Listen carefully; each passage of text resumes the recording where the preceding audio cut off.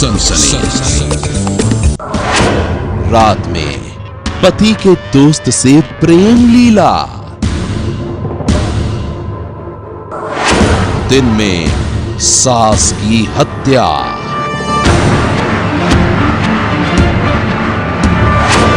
बदनाम बहू का खेल, जूली का खूनी जाल। औरत एक दोहरी जिंदगी जी रही थी। दिन में वो घर वालों के सामने एक आदर्श बहू की तरह रहती थी, और जैसे ही घिरता था रात का अंधेरा, अपनी शराफत के घूंघट से निकलकर वो शुरू कर देती थी अय्याशी का खेल। एक बहू के इस घिनौने खेल के बारे में कोई कुछ भी नहीं जानता था, और फिर जो हुआ उसकी कहानी ने सारे शहर में फैला दी सनसनी। वो रात के अंधेरे में अपने प्रेमी से मिलती थी। वो घर के बंद कमरे में अपने पति के दोस्त से ही शारीरिक संबंध बनाती थी।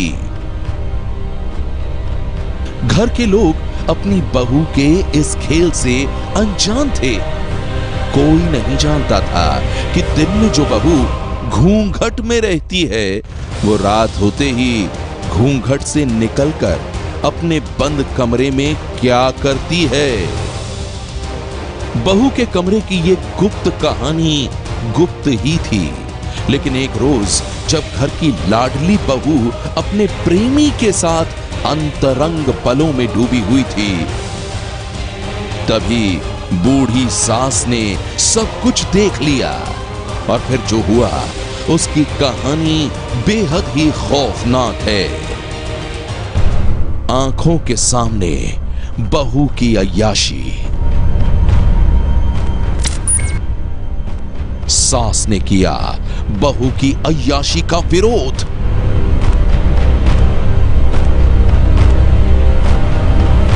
और फिर कातिल बन गई बहू। जी हां, ग्वालियर पुलिस की गिरफ्त में खड़ी ये वही बहू है जिसने अय्याशी के लिए अपनी ही सास की हत्या कर दी। नाम है जूली। पुलिस के मुताबिक ये अपने ही घर में अय्याशी का खेल खेल रही थी।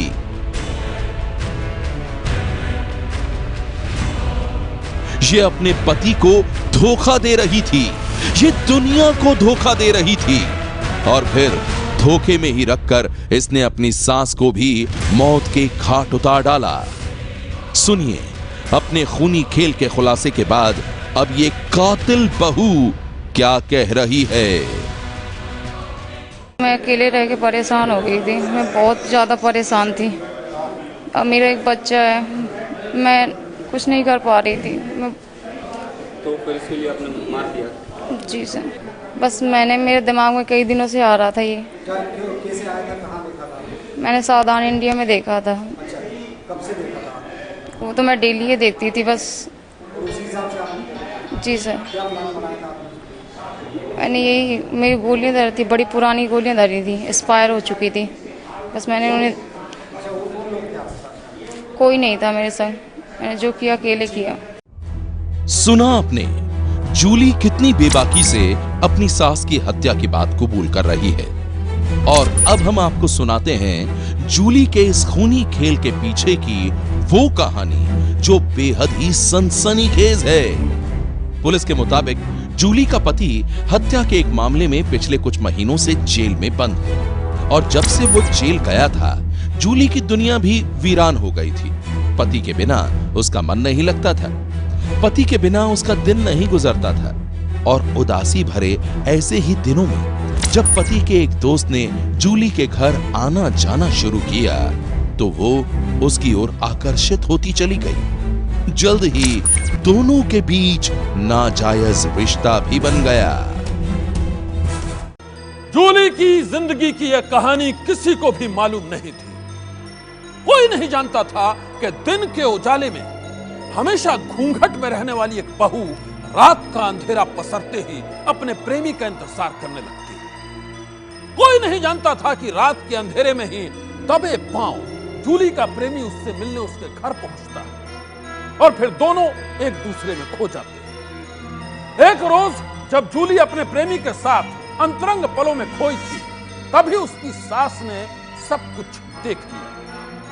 सास ने जूली के नाजायज रिश्ते का विरोध किया तो दोनों में झगड़ा होने लगा और फिर उस झगड़े ने ही जूली को बना दिया कातिल। पुलिस के मुताबिक जूली की सास के सामने जब से बहू के अवैध रिश्ते का खुलासा हुआ था, उसने जूली पर नजर रखनी शुरू कर दी थी। वो जूली को कहीं भी जाने नहीं देती थी। उसने जूली के नाजायज रिश्तों पर पहरा देना शुरू कर दिया था और इसी बात ने जूली को गुस्से से भर दिया था।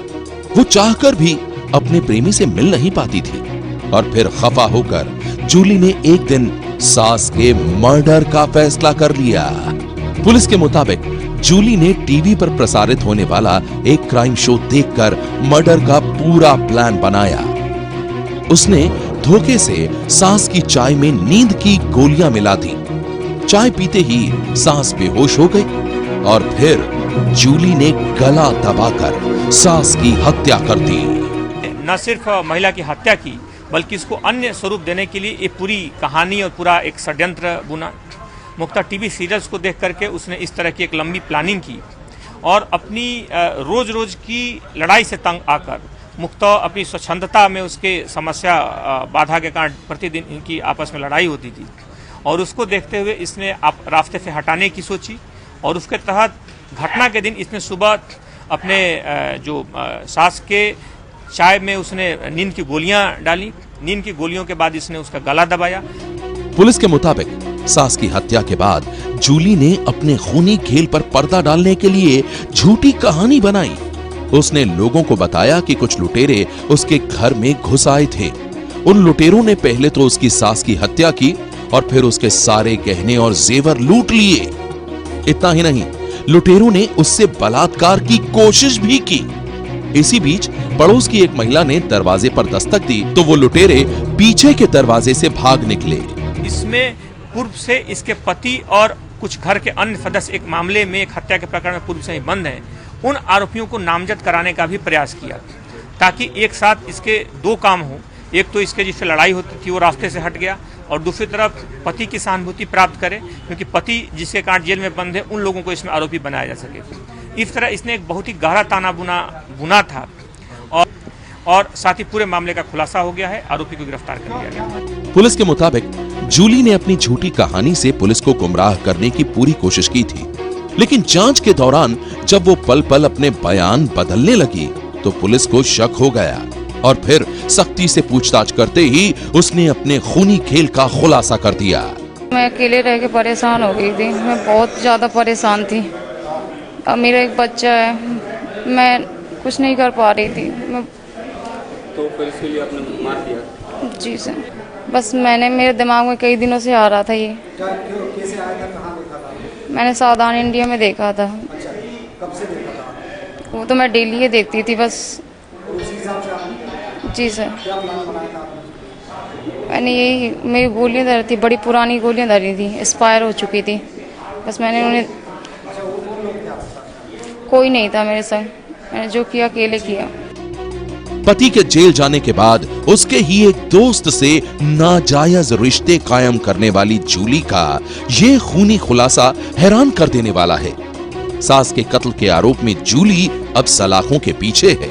वहीं पुलिस अब इस बात की जांच कर रही है कि इस खूनी खेल को जूली ने अकेले ही अंजाम दिया है या फिर गुनाह के इस खेल में उसका प्रेमी भी उसके साथ था। सनसनी के लिए ग्वालियर से देव श्रीमाली की रिपोर्ट। सनसनी।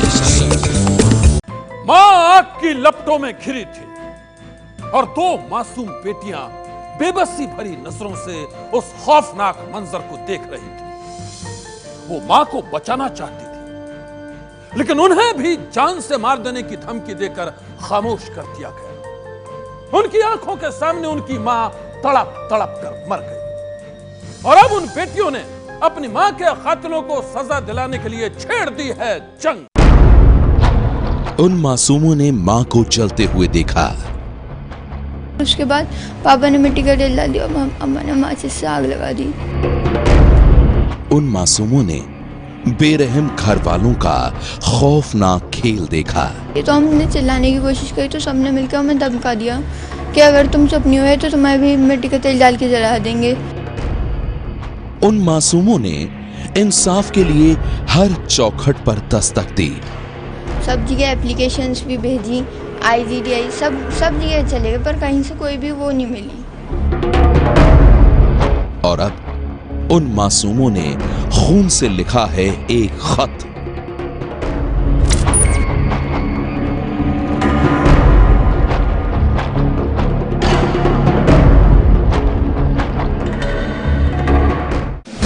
पंद्रह साल की लतिका बंसल और इसकी 11 साल की छोटी बहन तान्या ने खून से लिखा है उत्तर प्रदेश के मुख्यमंत्री के नाम एक खत अपनी मां के हत्यारों को उनके किए की सजा दिलाने के लिए, क्योंकि इंसाफ की आस में इन्होंने कानून की हर चौखट पर दस्तक दी, लेकिन किसी ने इन मासूम बच्चियों की फरियाद नहीं सुनी।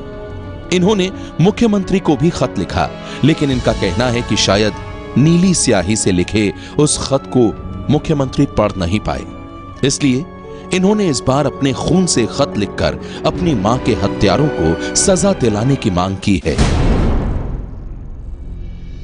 सेवा में श्री अखिलेश यादव जी, मुख्यमंत्री उत्तर प्रदेश। हम 2 बेटियों के कारण हमारे परिवारजनों ने हमारे ही सामने 14 जून को हमारी मम्मी को जिंदा जलाकर मार डाला था। FIR दर्ज होने के बावजूद अब तक पुलिस से हमें न्याय नहीं मिला है।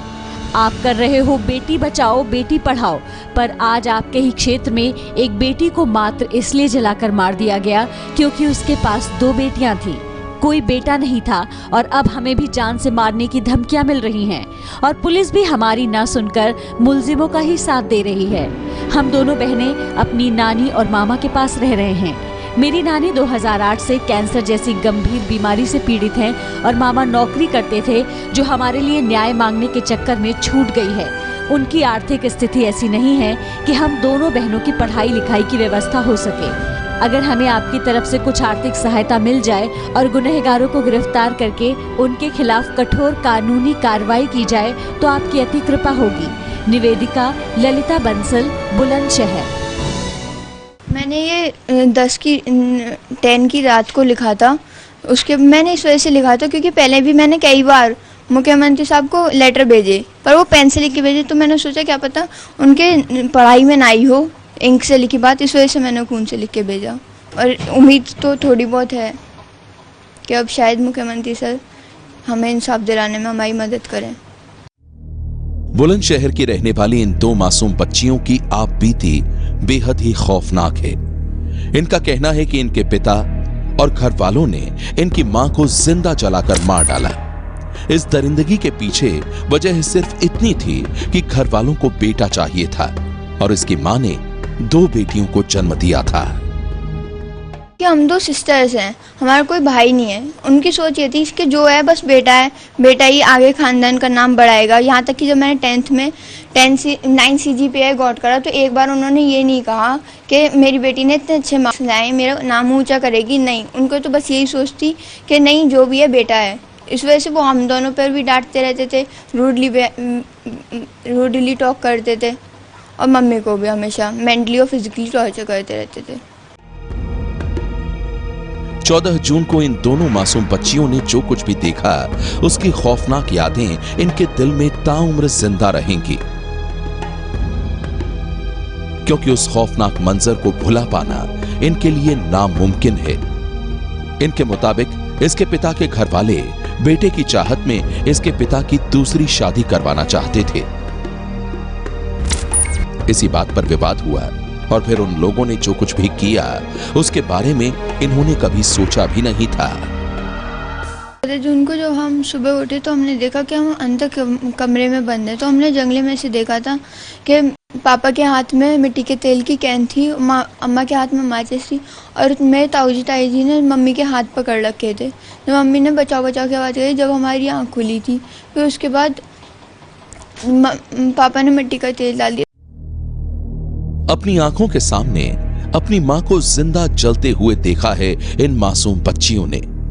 ये दोनों कमरे में कैद थीं, बेबस थीं और मां आग में झुलस रही थी। इनके मुताबिक बेरहम घर वालों ने इन दोनों को भी डराया धमकाया।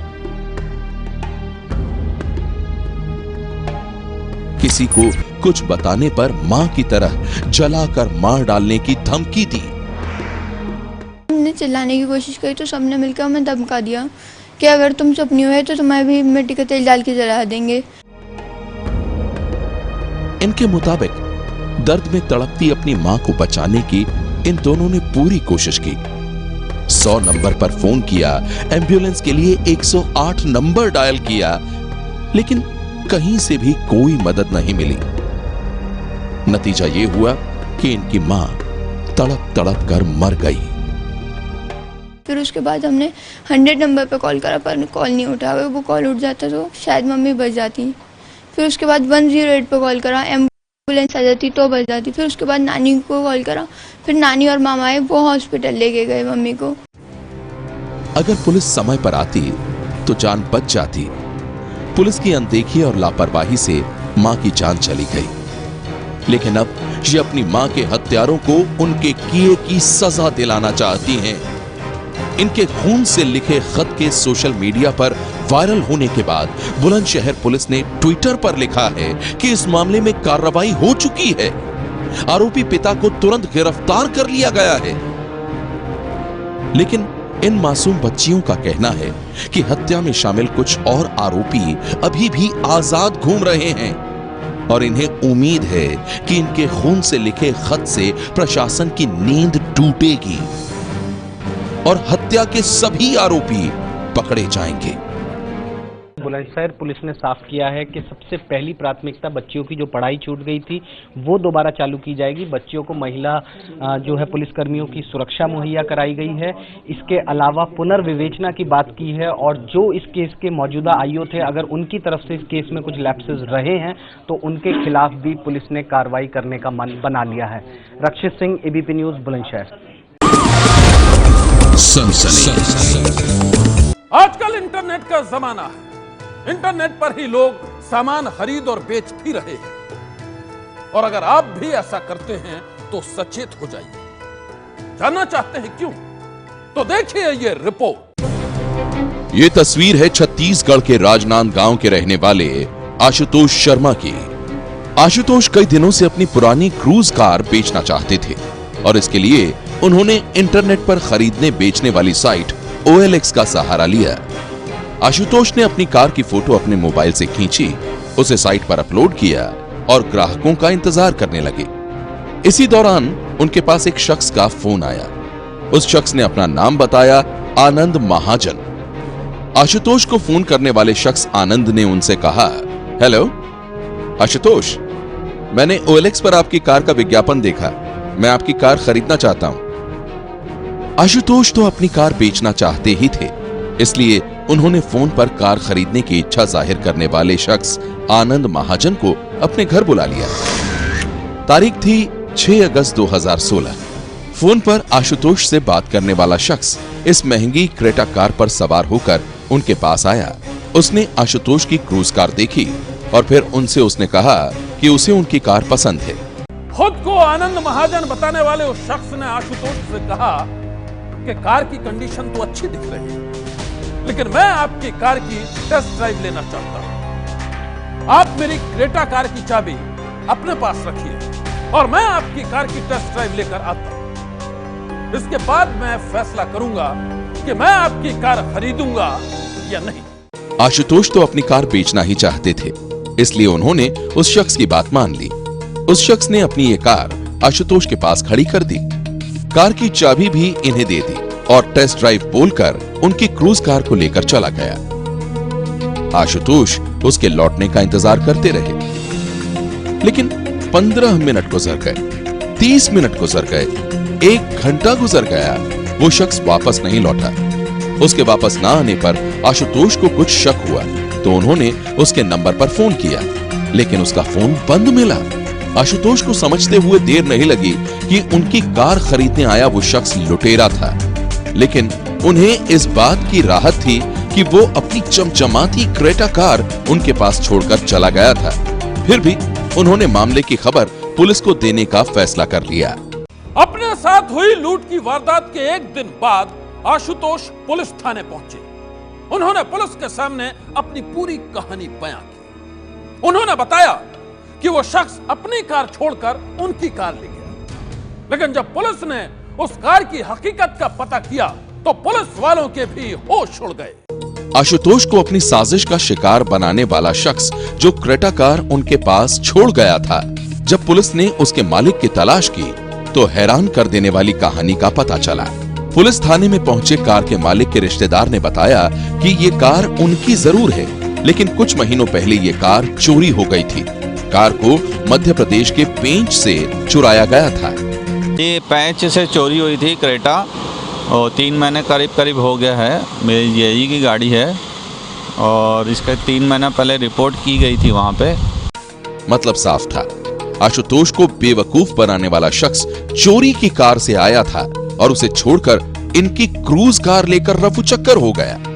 अब पुलिस उस शातिर चोर की तलाश कर रही है। जिस गाड़ी को उसने छोड़ा है, हुंडई क्रेटा जो है, उसके भी चोरी के होने की संभावना दिख रही है और उस परिप्रेक्ष्य में पुलिस जांच कर रही है और प्रारंभिक तौर पे हमने उसका पता लगाया। वो नागपुर की गाड़ी है और हम आगे बेचना कर रहे हैं। आशुतोष ने पुलिस के सामने खुलासा किया कि इनकी कार चुराने वाला शख्स बेहद ही शातिर है। वो इंग्लिश में बात करता है और उसके हाव भाव से उसकी नीयत का बिल्कुल भी अंदाजा नहीं लगाया जा सकता। इस वारदात की कहानी सामने आने के बाद हम भी आपसे यही कहेंगे कि इंटरनेट के जरिए अपनी पुरानी कार बेचते वक्त सावधान रहें। किसी पर भी आंख मूंद कर भरोसा न करें, वरना हो सकता है कि आप भी बन जाएं आशुतोष शर्मा की तरह किसी साजिश का शिकार। सनसनी के लिए राजनांदगांव से ज्ञानेंद्र तिवारी की रिपोर्ट। सनसनी। वो 3 लड़के मोटरसाइकिल पर सवार थे। सड़क पर गाड़ियां आ जा रही थीं। उन्होंने बीच सड़क पर अपनी मोटरसाइकिल मोड़ी और फिर वो बन गए खौफनाक हादसे का शिकार। देखिए सीसीटीवी में कैद ये दिल दहला देने वाली कहानी। बाइक पर सवार थे 3 नाबालिग लड़के। सड़क पर फिसली बाइक और तेज रफ्तार बस की चपेट में आ गए तीनों लड़के। सीसीटीवी में कैद दर्दनाक हादसे की ये तस्वीरें उत्तर प्रदेश के बरेली की हैं। महज 2 सेकंड के अंदर 3 जिंदगियां मौत के मुंह में समा गईं। महज 2 सेकंड के अंदर 3 घरों के 3 चिराग बुझ गए। गौरव, रोहन और मोनिस 11वीं क्लास में पढ़ने वाले ये तीनों लड़के खौफनाक हादसे का शिकार बने हैं। ये तीनों बुधवार को कोचिंग से पढ़कर वापस लौट रहे थे। तीनों एक ही मोटरसाइकिल पर सवार थे। सड़क पर बसें आ जा रही थीं। इसी दौरान मोटरसाइकिल पर सवार तीनों लड़के भी दिखाई देते हैं। पहले तो वो सड़क के किनारे कुछ सेकंड रुकते हैं। एक बस गुजर जाती है। इसके बाद वो मोटरसाइकिल मोड़ने लगते हैं, लेकिन बीच सड़क पर मोटरसाइकिल फिसल जाती है। तीनों लड़के सड़क पर गिर जाते हैं और पीछे से आ रही तेज रफ्तार बस उन्हें रौंदते हुए निकल जाती है।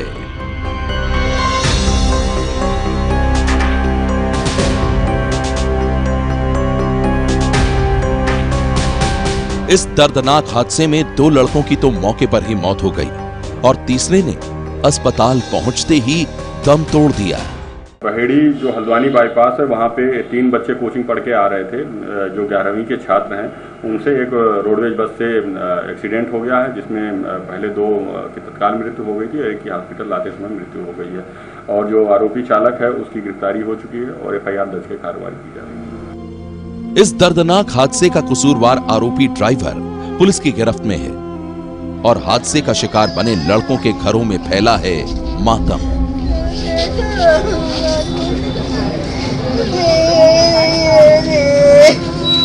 हादसे की ये तस्वीरें उन माँ बाप के लिए एक सबक हैं जो कम उम्र के लड़कों को चलाने के लिए गाड़ियां दे देते हैं और उसका नतीजा ऐसे खौफनाक हादसों के रूप में सामने आता है। सनसनी के लिए बरेली से अनूप मिश्रा की रिपोर्ट। सनसनी। बात छोटी सी थी लेकिन बढ़ती चली गई। झगड़ा थूकने के सवाल को लेकर हो रहा था और फिर उसी झगड़े ने छीन ली एक शख्स की जिंदगी। दास्तान दिल्ली की है। खून के ये निशान जरा सी बात पर हुई एक बड़ी वारदात के गवाह हैं उस नौजवान की हत्या के, जिसे थूकने को लेकर हुए एक विवाद पर एक शख्स ने मौत के घाट उतार डाला। 35 साल के मुर्शीद नाम के इस नौजवान को बेरहमी से चाकुओं से गोद डाला गया।